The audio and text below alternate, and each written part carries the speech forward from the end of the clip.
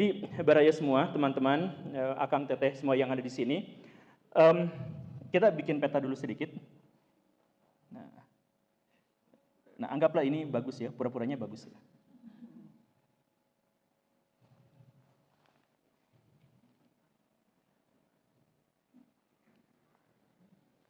Nah, ini peta apa? Ada yang bisa menebaknya? Ya? Iya, betul. Ini adalah, nah, inilah anggapnya, nah, ginilah, ini India, nah ini Indonesia di sini, ini Bandung. Nah, ketika kita berbicara tentang kekhalifahan Turki, itu adalah sebuah kekhalifahan atau kerajaan, salah satu kerajaan paling kuat dalam sejarah. Bukan hanya karena kekuatan militernya, tapi kemampuan dia bertahan dalam berbagai zaman. Kekhalifahan Turki adalah salah satu kerajaan yang usianya paling lama, sampai 6 abad. Dari sekitar tahun 1299 pertama kali didirikannya dalam bentuk sebuah kerajaan kecil dan berakhir tahun 1920. Jadi ini sudah rentang selama 6 abad. Ini kita bulatkan jadi 1300 lah ya, sampai ke 1900, 6 abad lebih sedikit, tapi bisa bertahan dari segala jenis cobaan. Tetapi kalau misalkan kita melihat sejarahnya, ini Turki itu harus dibagi menjadi 3. Yang pertama itu adalah awal mula. Kenapa tiba-tiba di dunia Islam tuh muncul sosok yang namanya Turki gitu? Kenapa bisa ada? Yang kedua itu adalah pas zaman keemasan. Dan yang ketiga itu adalah kemunduran. Dan akhirnya kehancuran. Nah, awal mula dari Turki itu adalah sebenarnya sesuatu yang disebut sebagai kecelakaan dalam sejarah. Jadi ceritanya begini. Siapa yang pernah dengar Khalifah Harun al-Rashid? Pernah dengar ya? Dia adalah salah seorang khalifah paling terkenal tapi dari dinasti Abbasiyah yang berkuasa sekitar tahun 800-an Masehi. Nah, walaupun pemerintahannya itu gilang gemilang, luar biasa dari pemerintahan Abbasiyah, tapi ada satu kelemahan yang sering dilakukan oleh para raja pada zaman itu. Yaitu apa? Istrinya lebih dari satu. Itu bukan masalah. Masalah utamanya adalah ketika beliau harus memilih siapa putra mahkotanya. Dan ini terjadi di seluruh dunia. Jadi Harun al-Rashid itu punya permaisuri yang cantik jelita, yang luar biasa, dan setia. Punya anak, dikasih nama Al-Amin. Tapi anaknya nakal. Karena sejak kecil merasa dirinya adalah pewaris tahta dan orang yang pasti akan berkuasa. Dan dimanjakan sejak kecil. Dan dia punya anak dari istri kedua yang diberi nama Al-Ma'mun. Al-Ma'mun ini soleh, cerdas luar biasa. Ketika beliau harus memilih, saya milih siapa yang akan menggantikan posisi saya sebagai khalifah. Nah ini bingung. Yang satu anak istri pertama yang dikatakan lebih berhak, yang keduanya lebih cerdas, tapi anak istri kedua. Nah kondisi seperti ini terjadi dimanapun. Bahkan di Nusantara ada kejadian yang sama. Erlangga punya anak 2, Samarat Saha dan Mapanji Garasakan, kurang lebih, dan akhirnya apa? Pecah jadi 2, Kediri dan Janggala, dan mereka ribut terus. 90 tahun mereka perang. Nah, di sini kejadiannya sama. Di dinasti Abbasiyah yang udah maju-majunya itu, udah hebat-hebatnya, udah kebudayaannya itu paling tinggi, pecah akhirnya selepas Harun al-Rashid meninggal. Karena apa? Karena Harun al-Rashid galau, siapa yang mau diangkat menjadi pengganti saya. Dan keputusannya pada waktu itu adalah begini. Ini Baghdad. Nah, di sini ada sungai Efrat dan Tigris. Nah, ini Baghdad di sini. Nah, wilayah kekuasaan Abbasiyah itu kurang lebih sebesar ini. Nah, begini, gimana ya? Ya, anggaplah beginilah. Nah, seperti inilah ya, saya arsir. Nah, ini wilayah Abbasiyah di masa Harun al-Rashid. Ini laut. Nah, Sri Lanka, Maladewa. Nah, ini wilayah Abbasiyah itu kurang lebih seperti ini. Dan kemudian karena galau itu, beliau ambil keputusan yang radikal. Wilayah Baghdad ke sebelah sini, termasuk 2 tanah suci, itu milik Al-Amin. Yang wilayah sini, ini milik Al-Ma'mun.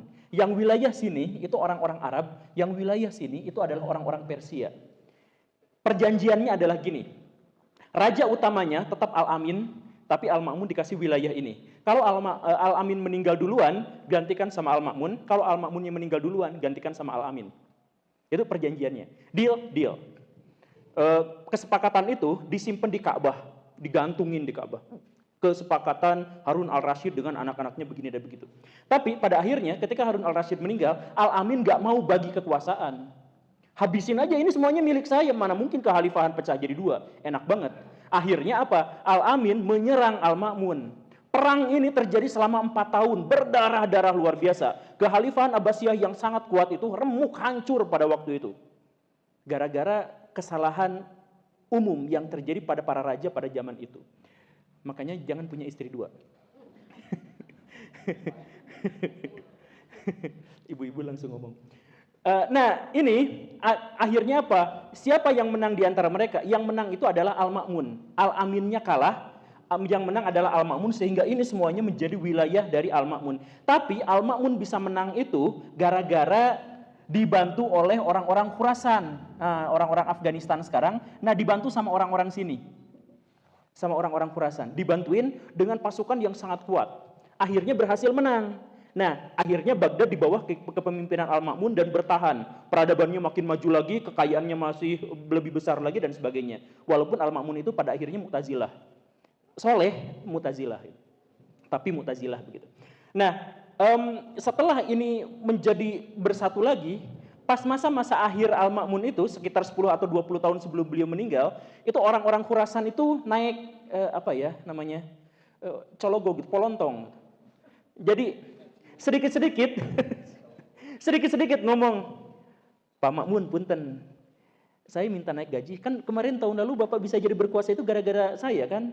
Oh iya, soklah naik gaji. Besoknya datang lagi, Pak, saya minta wilayah itu kan dulu-dulu saya yang bantu Bapak jadi ini. Gitu ngomong terus gitu. Kesel kan? Al-Ma'mun itu kesel. Akhirnya apa? Dia mikir, apa yang bisa membuat mereka itu bungkam? Punya ide. Al-Ma'mun itu melihat bahwa di wilayah sini itu ada orang-orang Turki. Siapa orang-orang Turki itu? Leluhur orang Turki itu adik kakak sama Mongol. Jadi ada orang Turki, ada orang Tartar, ada orang Mongol. Nah ini tuh dulu adik kakak. Ini punya anak banyak jadi bangsa Turki, ini punya anak banyak jadi bangsa Tartar, ini punya anak banyak jadi bangsa Mongol. Nah, Tartar dan Mongol bersatu gara-gara ditaklukkan. Nah, si Tartar ditaklukkan sama bangsa Mongol, jadi kekaisaran yang sangat besar. Nah, Turki pada waktu itu belum ditaklukkan, tapi bawangnya sama. Bawang dalam artian mereka tuh bangsa pengembara, bangsa yang kuat, bangsa yang hebat dalam peperangan. Tapi cupu dalam politik. Mereka tuh dalam politik gak ngerti apa-apa. Karena senangnya tuh perang. Jadi sama seperti orang pedalaman gitu. Jago gelut, jago apa, pendekar. Tapi pas ikut politik ya ikutan aja lah gitu. Nah, Al-Ma'mun punya ide. Saya mau bikin korps pasukan dari Turki yang ini. Karena mereka kuat dan bisa dimanfaatkan. Dan mereka gak akan minta-minta jabatan. Kayak orang Persia. Kayak orang Afghanistan. Karena apa? Karena ya mereka kuat tapi otaknya masih dalam tanda kutip pada waktu itu ya, masih barbar, masih nomaden. Nah direkrutlah budak-budak dari Turki, 4.000 orang. Tapi walaupun cuma 4.000, mereka benar-benar bisa mengintimidasi orang-orang Persia yang Khurasan itu. Jadi yang Khurasan yang dulunya sedikit-sedikit minta sama khalifah, sekarang di depan khalifah itu ada orang Turki. Sipit, serem, bawa golok. Jadi nggak terlalu jauh, nggak terlalu dekat lagi orang-orang Persia ini, nggak berani minta-minta lagi gara-gara ada orang Turki. Senang. Nah ini adalah tonggak pertama kenapa ceritanya ada orang Turki di wilayah Muslim. Tapi ini baru tahun 800-an, 820. Nah setelah setelah Persianya pergi, gara-gara Turkinya di sini menguasai pemerintahan, menjadi pengawal, ada masalah baru. Orang Turki ini emang nggak minta jabatan, emang nggak terikat pada konflik-konflik internal kepolitikan dan sebagainya, mereka nggak ngerti. Tapi mereka tuh barbar. Jadi di ibu kota, di pasar, di mana mereka kebut-kebutan pakai kuda. Kan mereka tuh pengembara, suka naik kuda dan jago banget naik kudanya. Main panah dari kuda. Nah itu dipraktekkan di tengah kota.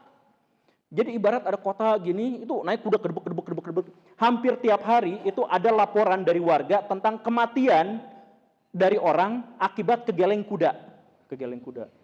Ketabrak kuda. Kudanya orang Turki. Aduh, ini makanya Khalifah Al-Ma'mun itu sampai bikin ibu kota baru di Samaro, di sebelah utaranya Baghdad. Sekitar 400-500 itu istananya sampai sekarang masih awet. Kalau yang di Baghdad udah rata dengan tanah, gara-gara Mongol itu. Tapi kalau yang Samaro sampai sekarang masih ada tempatnya. Jadi kalau mau jalan-jalan ke Irak masih bisa melihat. Bagus sekali. Tapi ya sudahlah. Nah, itu adalah kedatangan pertama orang-orang Turki ke dunia Islam tahun 800-an. Nah, kemudian bagaimana mereka perjalanannya ke menjadi sebuah kekaisaran. Mulainya adalah ketika orang-orang Turki lambat laun menjadi semakin dekat dengan pemerintahan, menjadi semakin terpelajar, maka muncullah sebuah dinasti Turki yang paling terpelajar dan paling pintar dan menguasai Baghdad yang menjadi pengawal bagi para khalifah. Namanya adalah Turki Seljuk. Nah, Turki Seljuk inilah yang nanti kemudian membuat sebuah universitas yang terkenal sampai sekarang. Orang NU biasa nyebutnya Nidomiyah atau Nizamiyah. Ini universitas yang paling berpengaruh di dunia. Kalau Baraya lihat misalkan orang-orang wisudaan pakai baju toga dengan topinya kayak gitu, nah itu sumbernya awal mulanya dari Universitas Nizamiyah ini yang didirikan oleh orang Seljuk. Imam Al-Ghazali itu disponsorinya oleh Turki Seljuk ini. Jadi Turki ini udah benar-benar terpelajar. Nah, waktu Turki ini benar-benar terpelajar, ini pindah tadi tahun 800-an, pindah ke tahun 1200-an. Tadi tahun 800-an awal-awalnya ya. Nah, pindah ke tahun 1200-an, Turki Seljuk itu bikin sebuah strategi. Ini wilayah Kekhalifahan Abbasiyah, ini wilayah Bizantium. Wilayah Kristen Timur. Kita tandain, nah bulat-bulat gini ya. Nah, ini wilayah Islam. Nah, Seljuk itu berpikir, kalau saya ribut terus dengan Bizantium, capek. Nah, yang paling punya akal adalah Turki Seljuk yang sudah terpelajar itu nyari orang-orang Turki yang masih mengembara. Terus mereka ditempatkan di sini. Dikasih tanah, oi orang-orang Turki pengembara, kami saudaraan, kita teman dekat, sama-sama orang Turki. Tolong, saya kasih kamu tanah di sini, sekian hektar, sekian hektar, sekian hektar. Dikasih pula ternak. Biar apa? Biar kalau Bizantium nyerang, mereka menghadapi orang Turki dulu. Dan orang Turki itu gila perang. Sekali disulut, mereka marahnya bisa habis-habisan. Dan benar, ketika Bizantium mau sedikit demi sedikit ngerampok, ngambil harta rampasan perang ke wilayah Abbasiyah, mereka kena dulu ke Turki. Turki yang masih mengembara ini. Dan Turki yang masih mengembara ini langsung melakukan serangan balik. Nyerang sedikit demi sedikit ke wilayah Bizantium. Dan luar biasanya, orang barbar yang suka menunggang kuda inilah yang akhirnya menghabisi orang-orang Bizantium sedikit demi sedikit. Tahun 1200-an. Sampai akhirnya mereka itu mendirikan sebuah dinasti baru. Namanya dinasti Utsmaniyah. Karena pemimpin awalnya itu namanya adalah Utsman, anak dari Ertugrul, ayah dari Orkhan, kakek dari Bayazid I,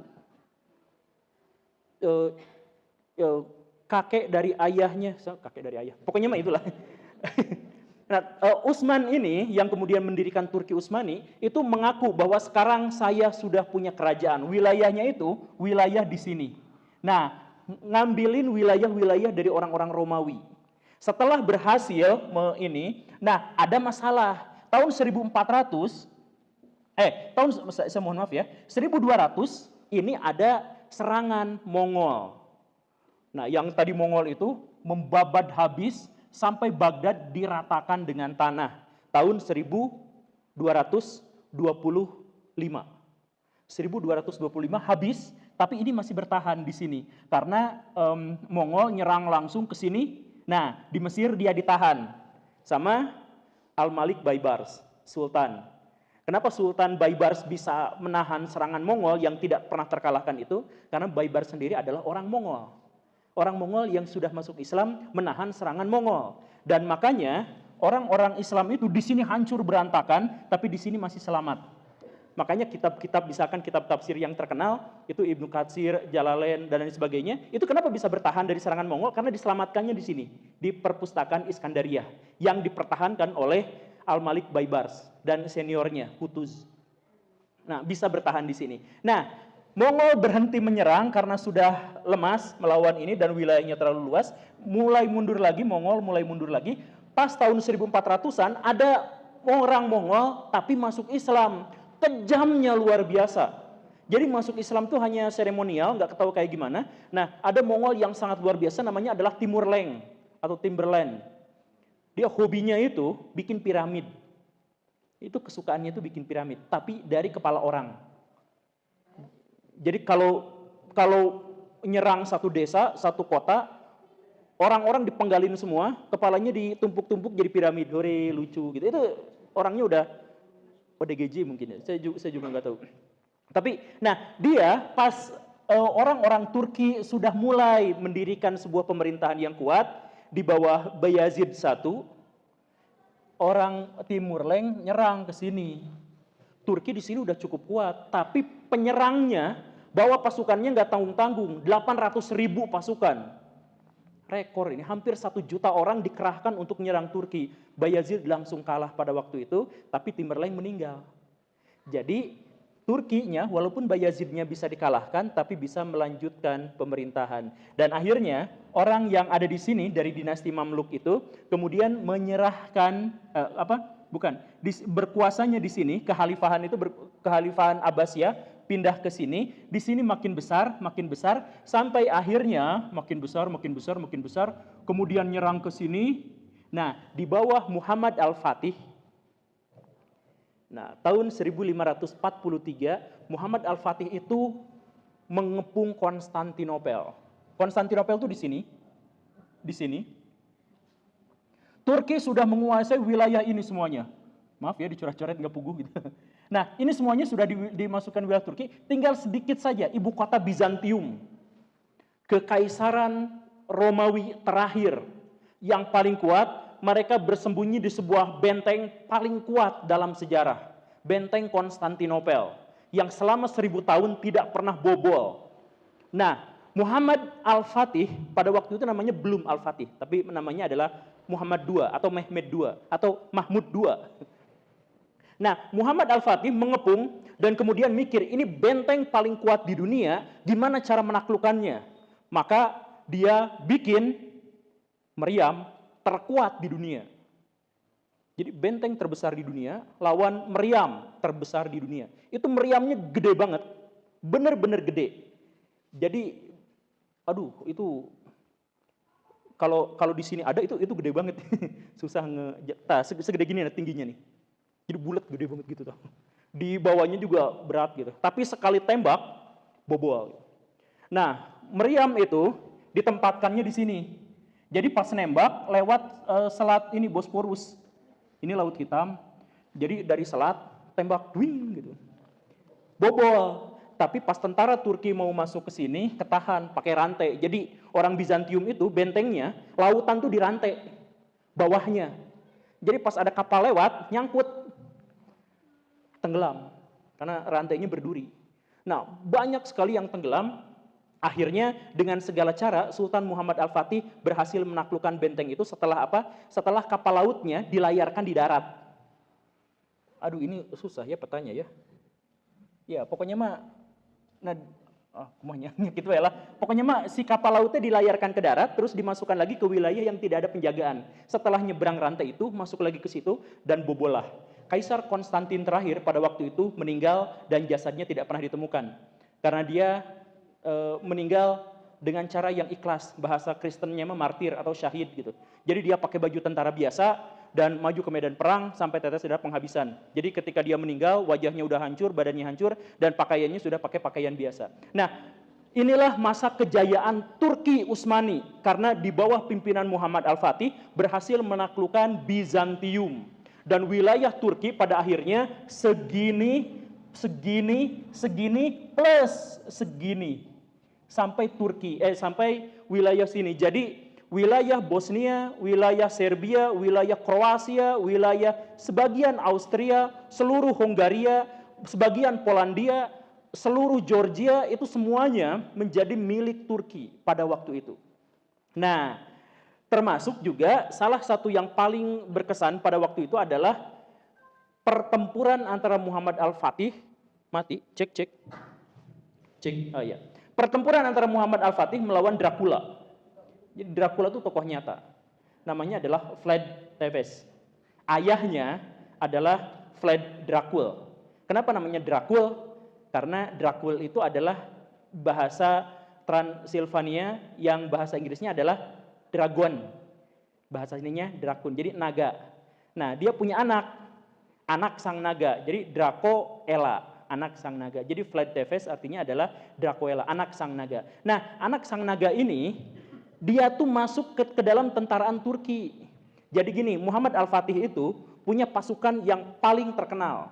Namanya adalah Janissary. Pernah dengar?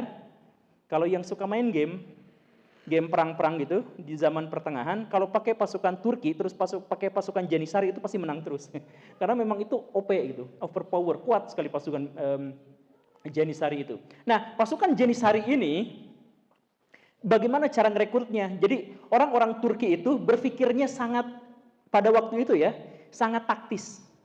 Jadi setiap menaklukkan sebuah bangsa, anak tertua laki-laki dari setiap keluarga dari bangsa yang ditaklukkan itu harus disetorkan kepada Turki Utsmani. Bukan untuk diapa-apain, tapi dimasukkan ke dinas militer, jadi tentara, boleh jadi politisi, boleh jadi apapun, tapi dia harus masuk ke dalam militer. Nah, disitulah dia disebut sebagai tentara Janissary atau pasukan baru. Jadi misalkan orang Indonesia naklukin Kamboja. Nah, seluruh orang Kamboja itu keluarganya, laki-laki tertuanya direkrut jadi tentara. Biar apa? Biar orang Kambojanya gak berani memberontak. Karena kalau memberontak, ngelawan anak saya sendiri. Anak saya di situ dinas jadi ketentaraan. Gitu pikirannya orang-orang Turki Utsmani itu. Dan jadilah Janissary, salah satu pasukan paling elit yang benar-benar kuat pada waktu itu. Nah, Vlad Tepes itu atau Vlad Dracul itu adalah anak laki-laki tertua, makanya masuk ke Turki dijadiin tentara. Dia pura-pura masuk Islam, tapi ternyata dia keluar lagi, kemudian memutuskan untuk memberontak terhadap Turki Utsmani. Dan sama seperti yang diantisipasi oleh Turki, dia akhirnya berperang melawan kakaknya sendiri, Radu. Jadi Vlad Tepes, pangeran dari Transilvania, awalnya gabung ke dalam Turki, terus keluar lagi memberontak, menyerang Turki, dan dia ditahan dan bahkan dibunuh oleh kakaknya sendiri, Radu, yang masih ada dalam dinas kemiliteran Turki Utsmani, pasukan Janissary. Begitu. Nah, ini menunjukkan bahwa tentara Turki itu pada waktu itu pinter gitu, karena dia ngambilin ini. Makanya kalau kita lihat sekarang orang-orang Turki itu banyak yang mirip bule-bule, hidungnya mancung-mancung, atau kayak orang India. Bener ya? Padahal orang Turki yang asli itu sipit bulenek kayak orang Cina gitu. Sipit, terus wajahnya relatif dangkal, ya gitulah Cina kayak gimana. Nah, Turki yang asli itu gitu. Turki, Mongol, Tartar tuh mukanya kayak gitu. Tapi kalau kalian lihat Turki yang sekarang, itu bentuknya aneh. Karena apa? Karena Turki sejak awal itu ngerekrut anak-anak dari bangsa-bangsa Eropa untuk dijadiin tentara. Mereka beranak pinak dan akhirnya menjadi orang Turki yang sekarang. Jadi bentuknya udah aneh-aneh, bentuknya udah bule-bule kayak gitu. Nah, begitu. Nah, akhirnya Turki itu benar-benar berkuasa, benar-benar kuat, hebat. Ini di periode kedua, periode keemasan. Dari mulai pemerintahan Al-Fatih sampai Selim kedua. Benar-benar berkuasa, benar-benar kuat dan dianggap sebagai kekaisaran paling kuat pada waktu itu karena menguasai 3 benua sekaligus. Afrika Utara dikuasai, Timur Tengah sampai sebagian Iran dikuasai. Tapi di sini ada dinasti Safawiyah. Nah, di sini Eropa sampai Polandia, perbatasan Austria itu dikuasai. Jadi wilayahnya sangat-sangat besar. Dan peradabannya sangat maju. Tetapi peradaban yang maju yang dimaksud itu adalah peradaban di dunia militer. Turki pada waktu itu dunia Islam pada waktu itu sudah memasuki masa kemunduran. Jadi kalau misalkan Akang Teteh, Bapak Ibu yang ada di sini, sebutkan nama satu ulama Islam. Gak akan ada yang dia berasal dari zaman Turki, gak ada. Misalkan kita sebut Imam Syafi'i, itu zaman Abbasiyah. Abu Hamid Al-Ghazali, itu zaman Seljuk yang tadi itu gitu ya. Kemudian siapa lagi? Ibnu Katsir, semuanya gak ada satupun yang berasal dari Turki. Karena pada waktu itu dunia Islam sudah melorot. Ada yang berasal dari zaman Turki, di antaranya misalkan Jalaluddin Asyuyuti. Tapi dia di Mesir, bukan di wilayah kekuasaan Turki pada waktu itu. Turkinya masih kecil. Atau misalkan yang bikin kitab Mukadimah itu siapa? Ibnu Khaldun. Tapi itu orang Afrika. Jadi wilayah Turki itu pada waktu itu tidak menghasilkan peradaban yang besar. Dan inilah yang akhirnya menyebabkan Turki akhirnya mundur. Karena apa? Karena mereka terlalu fokus pada dunia militer sehingga mereka mengabaikan dunia yang lain. Bahkan mereka semakin terjebak pada dunia tasawuf yang palsu. Kan tasawuf itu ada yang asli, ada yang palsu. Tasawuf yang asli itu beribadah yang benar. Itu tasawuf yang asli. Tasawuf yang palsu, beribadah yang benar, nanti kamu bisa melet. Beribadah yang benar, nanti kamu bisa kaya. Itu tasawuf yang palsu. Nah, orang-orang Turki Utsmani masuk ke wilayah yang kedua tadi. Tasawuf Bektashi itu semakin ke sini semakin menyimpang, semakin apa? Dan akhirnya apa? Mereka semakin jauh dari peradaban.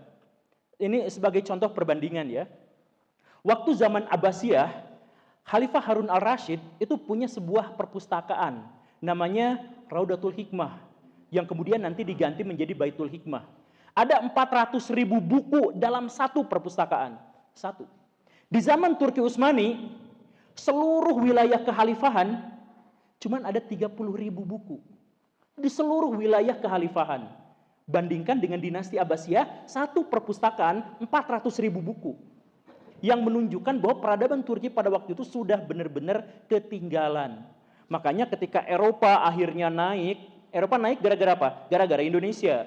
Gara-gara mereka menemukan jalan laut ke Nusantara, ngambil rempah-rempah, mereka kaya raya luar biasa, sedangkan Turki bingung, loh kok mereka jadi kaya, mereka kok jadi berkuasa, mereka jadi apa? Orang-orang Turki nggak tahu, mereka berpikir bahwa, oh orang Eropa kuat itu gara-gara militernya kuat, yang digembleng militer aja terus, ilmu pengetahuannya kurang, agamanya semakin turun, apanya semakin turun, dan akhirnya apa? Turki benar-benar bisa dikalahkan oleh bangsa Barat. Awalnya perang dengan Rusia, seluruh wilayah yang ada di sini ditaklukkan. Kemudian Mesir memberontak. Kemudian wilayah Jazirah Arab yang ada di sini juga memberontak.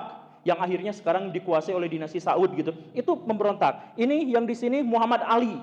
Bukan Muhammad Ali petinju, Muhammad Ali Pasha. Memberontak pada Turki, akhirnya apa? Jadi Turki itu makin menyusut. Dan ketika dia mulai diserang sama bangsa-bangsa Barat, dia berperang dengan pemberontakan-pemberontakan dalam negerinya. Makanya nanti di akhir periode masa Turki Utsmani muncullah sosok Mustafa Kemal Atatürk atau Mustafa Kemal Pasha. Dia kampanye dan dia laku di masyarakat Turki karena apa? Salah satu bahan kampanyenya adalah begini. Ketika kita berhadapan dengan bangsa-bangsa Barat, kita kalah terus karena kita memperebutkan nasionalisme kita sendiri. Kita harus ribut ngelawan orang sendiri, orang Mesir. Kita sibuk ngelawan ini. Udah mendingan bebaskan mereka semua, Turki untuk Turki. Jadi wilayah Turki dibatasi. Hanya segini saja. Nah, sebenjolan ini saja. Segini saja, udah. Wilayah-wilayah yang lain bebasin. Daripada kita menguasai mereka, tapi mereka memberontak terus pada kita. Nah, jadi nasionalisme dikembangkan. Jadi udahlah yang penting mah nasionalis. Saking nasionalisnya Mustafa Kemal itu azan itu nggak boleh pakai bahasa Arab, harus pakai bahasa Turki. Adzan pakai bahasa Turki. Baca Quran, bacanya terjemahannya aja. Jadi ininya bahasa Arabnya nggak boleh pakai bahasa Arab. Karena apa? Karena nasionalisme. Jadi Mustafa Kemal itu ekstrim luar biasa. Gara-gara apa? Gara-gara dia ada di sebuah zaman yang juga sangat ekstrim. Karena kekhalifahan Turki turun terus dan dikalahkan terus, dia stres, dia depresi, plus dia punya moral yang kurang baik. Dia tuh hobinya suka sama istri orang gitu. Jadi kalau berzinah aja dia tuh gak cukup gitu. Dia pengennya berzinah tapi harus dengan istri orang gitu. Itu udah hobi, udah apa ya, obsesinya gitu. Nah, karena memang moralnya kurang baik, kemudian dia dihadapkan pada dunia yang sangat ekstrim pada waktu itu, maka ketika dia berkuasa, dia kemudian maksa orang-orang Turki untuk meninggalkan atribut-atribut keislaman. Kalau mau Islam, sekuler saja. Islam simpan dalam hati, tapi di luar gak usah. Makanya jilbab nggak boleh. Kita harus ngikutin barat. Jadi semua perempuan harus pakai rok pendek. Itu ekstrim. Karena apa? Karena orang barat sendiri di tahun 1920 roknya masih panjang-panjang. Tapi Mustafa Kemal maksa perempuan roknya harus pendek-pendek. Katanya biar kayak barat, biar maju kayak barat. Padahal barat juga nggak se-ekstrim itu pada waktu itu. Cuma dirinya aja yang terlalu ekstrim gara-gara moralnya memang kurang baik dan dia hidup di zaman kekacauan di akhir periode Turki. Dan akhirnya ketika Mustafa Kemal mulai kampanye di akhir Perang Dunia Kedua, Perang Dunia I, dan ketika kekhalifahan dipaksa digulingkan, dia akhirnya menjadi pemimpin utama Turki, menghilangkan Turki Utsmani, membubarkan Turki Utsmani tahun 1924 dan kemudian menggantikannya menjadi Turki modern seperti yang sekarang dikuasai oleh Recep Tayyip Erdogan. Begitu kurang lebihnya. Ini adalah sejarah ringkas tentang Turki. Semoga ringkas ya. Ringkaslah. Antara mimpi dan kenyataan, esok pagi sinar lagi mengunci hari, lampaui mimpi tetap membara. Cinta